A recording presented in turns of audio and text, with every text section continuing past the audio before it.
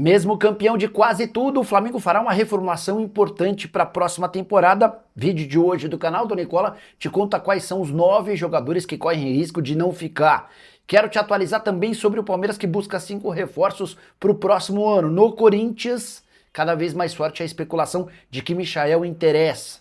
Para completar, no São Paulo, existe alguma chance de Scarpa ser contratado? Já que falei sobre um jogador do Galo, preciso te contar também sobre a barca gigante no Clube Atlético Mineiro. Por último, mas não menos importante, tudo sobre a rodada final do Campeonato Brasileiro. Tem bastidores, mercado, finanças e muito mais.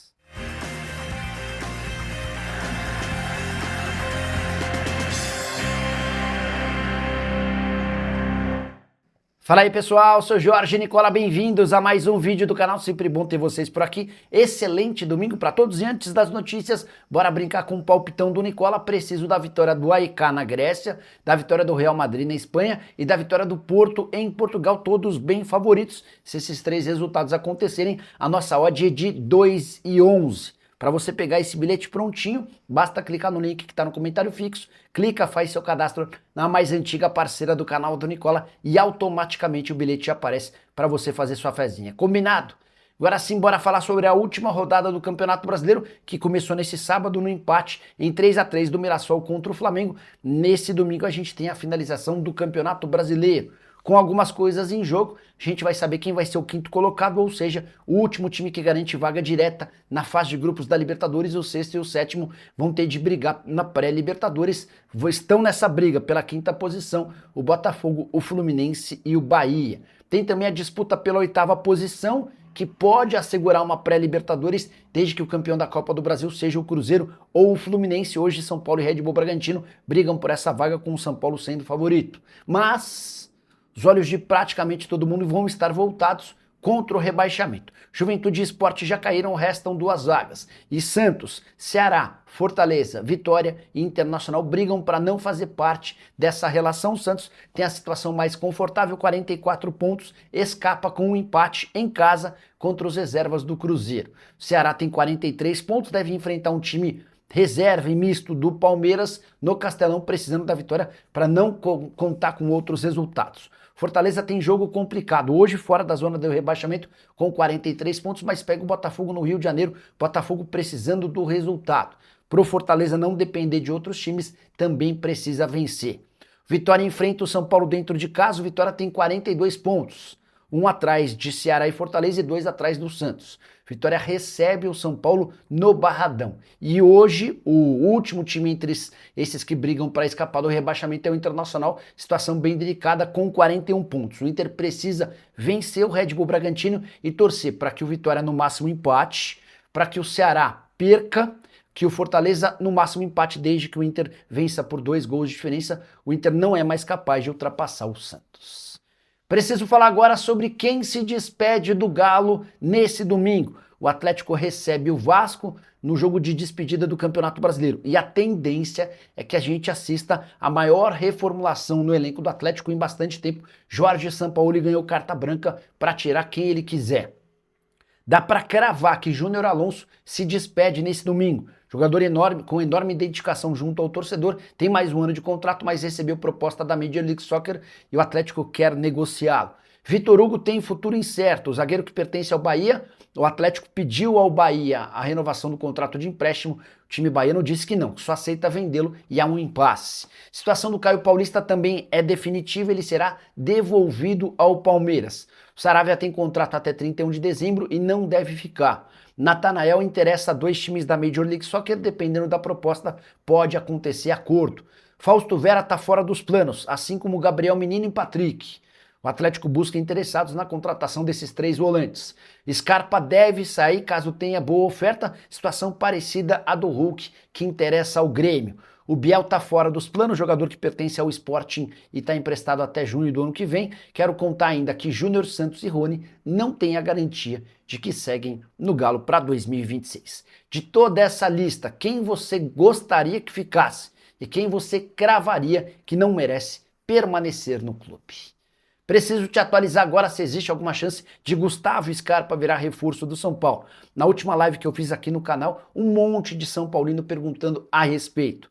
Fui pesquisar nas redes sociais e percebi que tem setorista do São Paulo imaginando que essa negociação possa avançar. O Tricolor precisa de um meia atacante, especialmente com a possibilidade de Oscar se aposentar. O Scarpa em outros momentos já foi alvo do São Paulo, por exemplo, quando ele decide voltar ao Brasil. O Atlético Mineiro vence a disputa com o São Paulo e o contrata do Olympiacos por 5 milhões de euros. Dá para cravar que o Galo não fará grandes esforços para ficar com o Scarpa, mas há necessidade desse investimento de mais ou menos 5 milhões de euros. Jogador que tem 31 anos de idade, temporada de 65 jogos, 3 gols e 12 assistências. Antes de gravar esse vídeo, procurei o presidente Júlio Casares e perguntei: Gustavo Scarpa interessa? Assim como já havia dito para vários outros jogadores especulados, Júlio Casares assegurou que o Scarpa não faz parte dos planos. Também tinha perguntado sobre Cebolinha, mesma situação. São jogadores com mais de 30 anos de idade, cuja compra determinaria ou necessitaria de investimentos muito altos. São Paulo não vai fazer investimento desse tamanho. Só para completar, contar que o Scarpa tem contrato com o Galo até dezembro de 2027. Você, São Paulino, gostaria de Gustavo Scarpa no time? Já usa o espaço para comentário, registra a sua opinião, beleza? Bora de informação exclusiva, já não é de hoje que existem especulações de que Tite pode voltar ao mercado de trabalho no ano que vem no Besiktas, da Turquia. Essa especulação começa na Turquia porque o atual comandante do Besiktas, o Sergen Yalçın, não vai bem. São 6 vitórias, 3 empates e 4 derrotas. A expectativa do Besiktas era de uma temporada bem mais positiva. Com detalhe de que Sergen Yalçın, ele havia sido contratado na metade do ano em substituição a Solskjaer, que também não foi bem. Pois bem, queria acrescentar uma informação em cima dessa notícia de que o Tite negocia a sua ida para o Besiktas a partir de 1º de janeiro. Uma pessoa próxima a um jogador do Fla me assegurou que o Tite entrou em contato com Everton, Cebolinha, Alexandro e Danilo, pedindo que, se ele fosse de fato para o Besiktas, que ele gostaria de contar com esse trio. O Alexandro foi o cara que ele levou para o Flamengo. Cebolinha tem uma excelente relação com o Tite, trabalharam juntos, por exemplo, na seleção brasileira. Danilo também é um velho conhecido do Tite dos tempos de seleção nacional. Acho praticamente impossível que Danilo e Alexandro troquem o Flamengo pelo Besiktas. São caras que já estiveram no exterior, decidiram voltar ao Brasil para ficar um pouco mais perto da família e têm salários bem altos para jogar no Flamengo, onde eles ganham tudo. Cebolinha tem seu futuro indefinido e pode ser uma alternativa, especialmente se o Tite de fato fechar com o Besiktas. Tite, que é o plano A do Corinthians, caso o Dorival Júnior seja demitido. E o Dorival só fica para o próximo ano no timão se ele conseguir o título da Copa do Brasil. Talvez o Tite esteja esperando esse movimento do Corinthians para definir se vai ou não pro Besiktas. E você gosta do Tite? Imaginaria ele treinando o seu time do coração? Já uso o espaço para comentário e opine. Combinado? Preciso falar agora sobre o Palmeiras, que vai buscar 5 reforços na primeira janela de transferências de 2026. Verdão, que investiu 703 milhões de reais em contratação de atletas, foram 12 reforços ao longo desse ano. Nunca o Palmeiras havia investido tanto. E o fato de não ter conquistado qualquer título em 2025 obriga o Palmeiras a ser mais assertivo para a próxima temporada. Dos 5 reforços, um deve ser zagueiro. Palmeiras quer, por exemplo, o Vitão e segue observando a situação do Nino. Importante dizer que esse zagueiro será contratado mesmo com a confirmação de que Bruno Fux permanece no Allianz Parque. A avaliação é de que Murilo e Gustavo Gomes já não têm jogado no mesmo nível de outros tempos. Palmeiras busca um primeiro volante, até porque entende que Aníbal Moreno e Emi Martínez decepcionaram, especialmente na reta final da temporada. Se pintar proposta pelo Aníbal ou pelo Emi Martínez, a tendência é que o Palmeiras faça negócio. Um camisa 10 também está na mira do Palmeiras.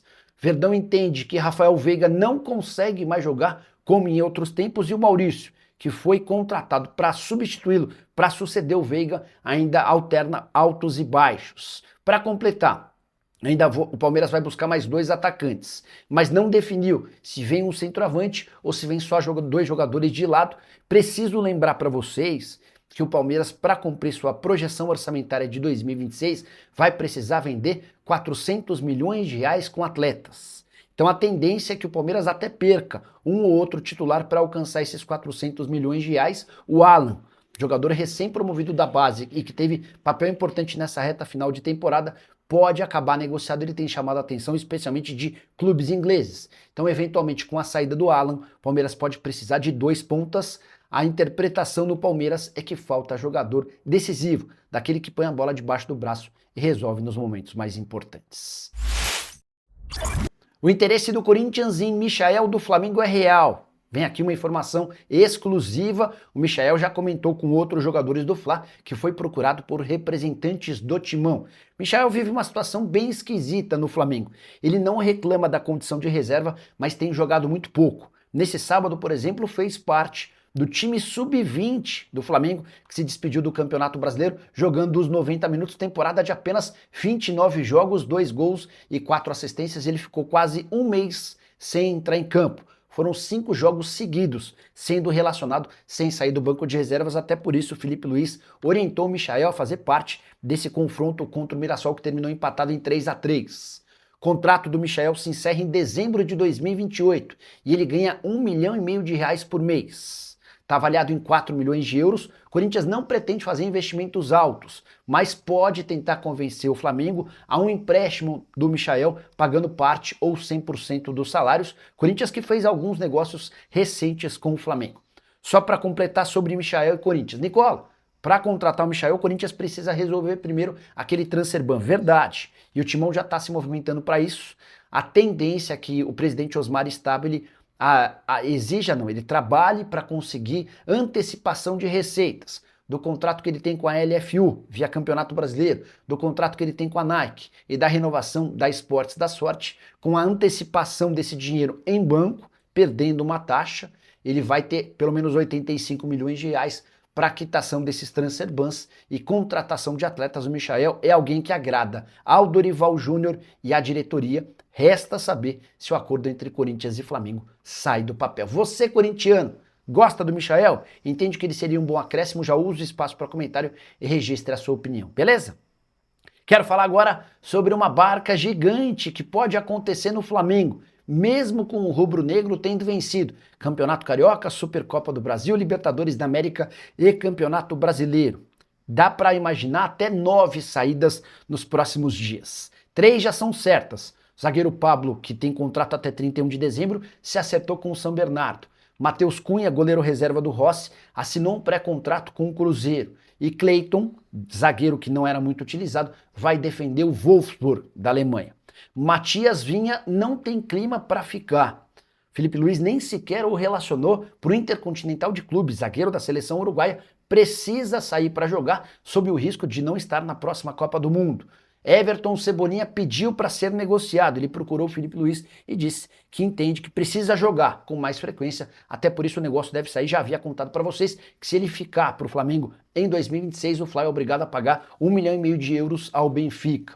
Já Juninho interessa ao Bahia, é uma negociação que pode acontecer. Falei sobre o Michael, que não tem sido utilizado. Antes de jogar com o time sub-20, ficou 5 partidas sem sair do banco de reservas e interessa ao Corinthians. O De La Cruz é outro cara fora dos planos do Flamengo, alguém que custa R$1,5 milhão por mês, investimento pesadíssimo quando dá sua compra junto ao River Plate e com enormes problemas no joelho. Se houver uma proposta razoável, a tendência é que o negócio saia. Queria fechar essa lista lembrando de Alan, volante contratado por 8 milhões de euros junto ao Atlético Mineiro, mais um com um salário acima de R$1 milhão por mês e que não tem tido um papel importante, de destaque. Se o Flamengo consegue negociá-lo, baixa sua folha e abre espaço para a chegada de outros atletas. Você, torcedor do Flamengo, gostaria da permanência de algum desses que eu citei? Acrescentaria outros jogadores nessa lista de prováveis saídas? Já usa o espaço para comentar e comente sobre o que quiser. Só não esquece de deixar like, de se inscrever no canal. A gente se encontra assim que surgir notícia. Tchau!